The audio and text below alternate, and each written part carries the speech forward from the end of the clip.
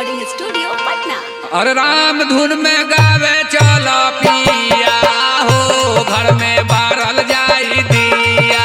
राम धुन में गावे चलो पिया हो, घर में बारल जाई दिया। राम धुन में गावे चलो पिया हो, घर में बारल जाई दिया। राम धुन में गावे चलो पिया हो, घर में बारल जाई दिया। बारल जाई दिया, घर में बारल जाई दिया। बारल जाई दिया, घर में बारल जाई दिया।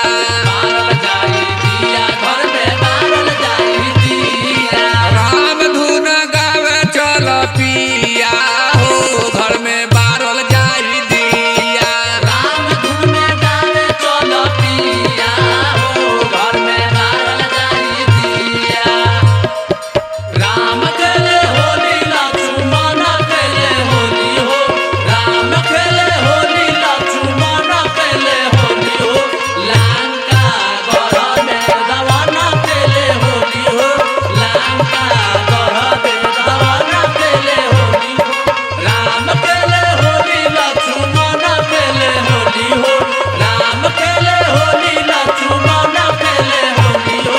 लंका गढ़ में रावण खेले होली हो, लंका गढ़ में रावण खेले होली हो। राम धुन में गावे चलो पिया हो, घर में बारल जाई दिया। राम धुन में गावे चलो पिया हो, घर में बारल जाई दिया।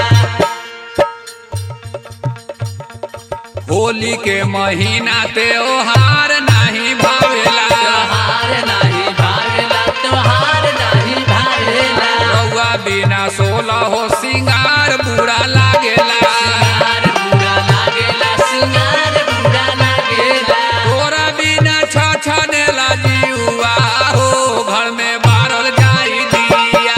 तोरा बिना छछनेला दिया हो, घर में बारल जाई दिया। तोरा बिना छछनेला जीवा हो, घर में बारल जाई दिया।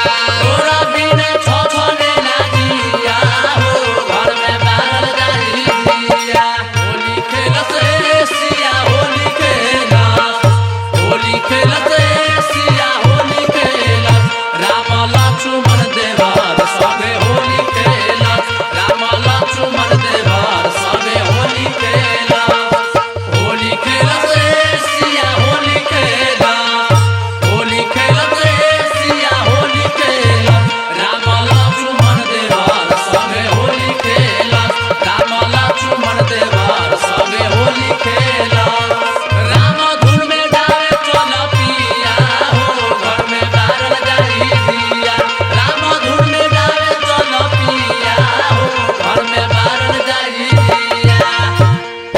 कहेलन विनोद व्यास होलिया में गाई के। होलिया में गाई के हो, होलिया में गाई के। भैया हो उपेंद्र यादव कहे बतियाई के। कहे बतियाई के हो, कहे बतियाई के। लक्ष्मण संग राम अहे सिया हो, घर में बारल जाई दिया। लक्ष्मण संगे राम अहे सिया हो, घर में बारल जाई दिया। लक्ष्मण अहे राम संग सिया।